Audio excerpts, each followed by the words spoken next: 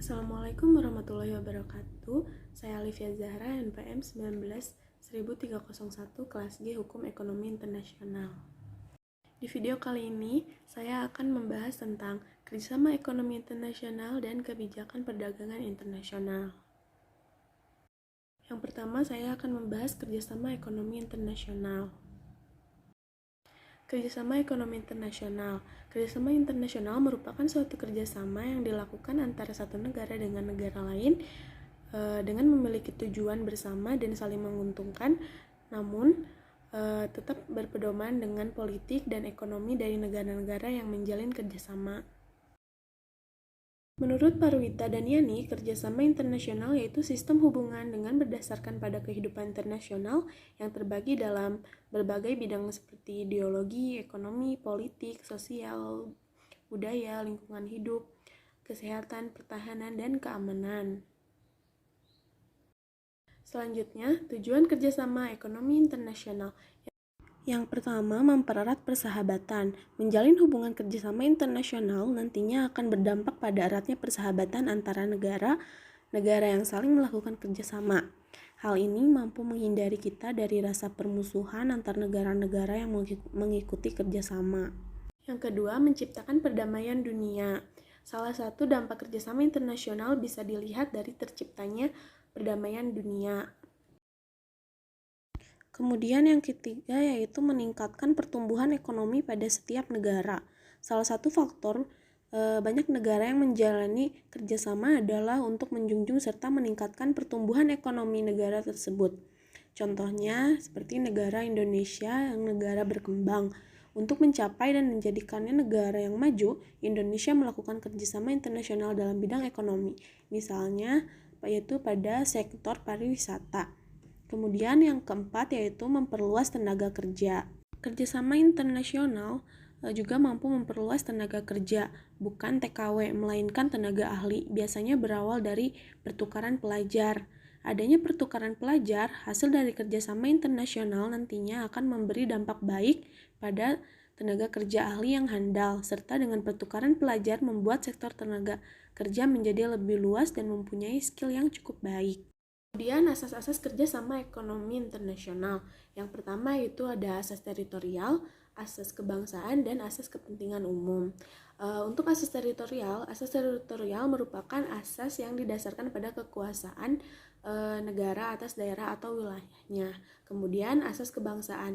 Asas kebangsaan merupakan asas yang didasarkan negara yang tetap berlaku bagi warga negaranya yang berada di luar wilayahnya atau berada di luar negeri. Kemudian asas kepentingan umum, yaitu asas yang didasarkan pada kekuasaan negara untuk melindungi dan mengatur kepentingan kehidupan warganya.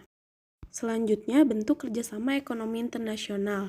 Yang pertama ada bilateral, yaitu kerjasama ekonomi bilateral, yaitu kerjasama ekonomi yang dilakukan oleh dua negara seperti negara Indonesia dengan negara Jepang atau negara Indonesia dengan negara Korea dan lainnya.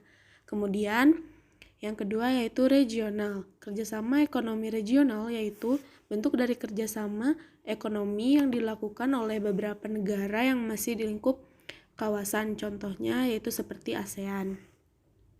Kemudian yang ketiga, multilateral. Kerjasama ekonomi multilateral yaitu kerjasama ekonomi yang dilakukan oleh dua negara atau lebih yang bersifat internasional. Artinya tidak terbatas oleh lingkup kawasan saja. Kemudian yang keempat, antar regional. Kerjasama ekonomi antar regional yaitu kerjasama ekonomi yang dilakukan oleh beberapa negara ekonomi regional, contohnya seperti kerjasama ASEAN dengan Uni Eropa. Kemudian yang terakhir, berdasarkan tujuan dan lapangan usaha, yaitu dalam kerjasama ekonomi ini tidak dibatasi oleh wilayah manapun lingkup internasional, karena tujuan dari kerjasama ini yaitu untuk dasar tujuan dan lapangan usaha. Selanjutnya itu ada dampak positif dan dampak negatif. Untuk dampak negatif, hubungan internasional membuat setiap negara diperbolehkan untuk intervensi negara lain dan ikut campur urusan negara lain sehingga mengurangi kedaulatannya demi kerjasama. Kemudian hubungan internasional menuntut negara agar saling terbuka satu sama lain sehingga bisa membocorkan informasi rahasia negaranya. Selanjutnya, budaya bangsa lama-kelamaan akan terkikis. Susunan kenegaraan juga akan meniru negara luar tanpa tidak mempertimbangkan apakah cocok atau tidak sistem tersebut di negaranya. Dan yang terakhir, ketergantungan terhadap negara lain. Misalnya Indonesia terlalu sering mengimpor bahan pangan yang harusnya bisa dipenuhi di dalam negeri. Kemudian dampak positif. Yang pertama, hubungan internasional membuka kesepakatan bagi semua negara guna berdiskusi lebih jelas lagi untuk menghilangkan kesalahpahaman antar negara. Yang kedua, hubungan internasional memberikan inspirasi dan motivasi bagi negara-negara berkembang untuk lebih berkembang lagi dan bersaing dengan negara maju. Dan yang terakhir, hubungan internasional mengurangi tensi atau konflik antar negara sehingga mencegah terjadinya perang. Kemudian ada fungsi kerjasama ekonomi internasional. Yang pertama, saling menguntungkan masing-masing negara dalam peningkatan kesejahteraan ekonomi. Yang kedua, mewujudkan ketertiban dan perdamaian dunia. Yang ketiga, terjalinnya rasa saling menghormati dan menghargai masing-masing ideologi negara. Yang keempat, menanggulangi hal-hal yang dapat merusak budaya. Yang kelima, meningkatkan penerapan iptek. Yang terakhir, meningkatkan sektor pertahanan dan keamanan. Berikut contoh kerjasama ekonomi internasional. Untuk materi yang kedua yaitu kebijakan perdagangan internasional. Tindakan atau kebijakan ekonomi pemerintah yang secara langsung maupun tidak langsung mempengaruhi komposisi, arah, serta bentuk daripada perdagangan dan pembayaran internasional. Kemudian ada instrumen yaitu kebijakan perdagangan internasional, kebijakan pembayaran internasional, dan yang terakhir kebijakan bantuan luar negeri. Kebijakan perdagangan internasional. Kebijakan perdagangan internasional mencakup tindakan pemerintah terhadap rekening yang sedang berjalan pada neraca pembayaran internasional, khususnya tentang ekspor dan impor barang dan jasa. Tujuan dari kebijakan perdagangan internasional. Yang pertama, melindungi kepentingan ekonomi internasional dari pengaruh buruk atau negatif dari situasi perdagangan internasional yang tidak baik.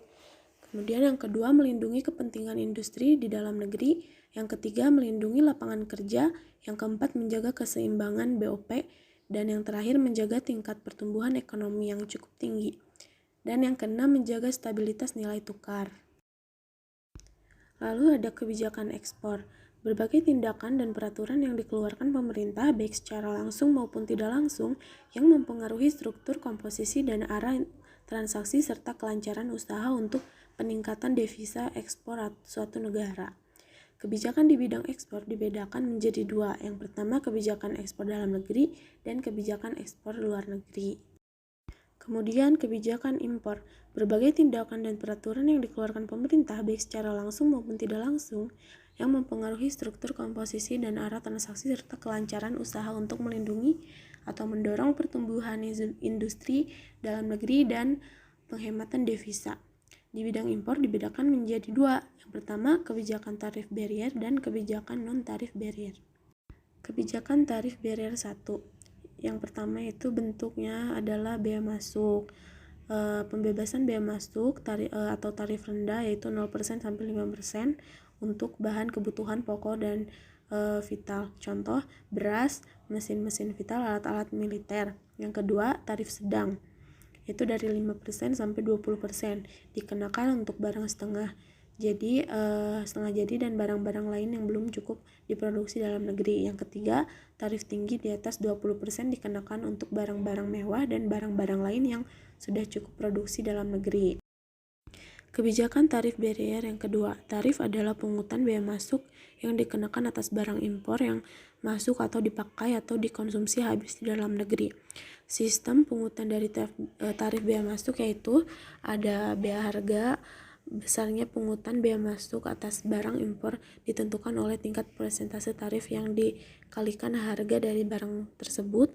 Yang kedua, bea spesifik yaitu pungutan bea masuk didasarkan pada ukuran atau satuan tertentu dari barang impor. Yang ketiga, bea campuran. Kebijakan non-tarif barrier adalah berbagai kebijakan perdagangan selain bea masuk yang dapat menimbulkan distorsi sehingga mengurangi potensi manfaat perdagangan internasional. Non-tarif barrier dapat dikelompokkan menjadi 4. Yang pertama, pembatasan spesifik. Yang kedua, peraturan bea cukai. Yang ketiga, partisipasi pemerintah. Dan yang keempat, bea impor. Kemudian ada subsidi.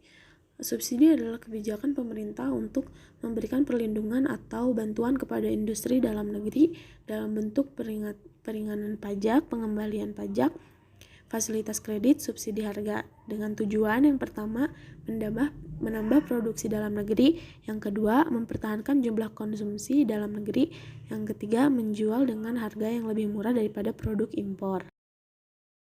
Kebijakan perdagangan lainnya, yang pertama ada dumping, adalah suatu kebijakan diskriminasi harga secara internasional yang dilakukan dengan menjual suatu komoditas di luar negeri dengan harga yang relatif murah dibandingkan dengan konsumen di dalam negeri. Yang kedua, anti-dumping duties, yaitu suatu negara melakukan anti-dumping duties apabila sudah ada penyelidikan tentang apakah lelah menjadi perdagangan luar negeri yang tidak jujur sehingga menyebabkan kerugian bagi industri dalam negeri. Yang ketiga, international cartel, suatu bentuk organisasi dari beberapa negara atau perusahaan pemasok atau supplier produk tertentu yang sepakat membatasi produksi dan ekspor mereka dengan tujuan memonopoli sehingga dapat memaksimalkan keuntungannya. Cukup sekian dari saya, mohon maaf bila banyak kekurangan. Assalamualaikum warahmatullahi wabarakatuh.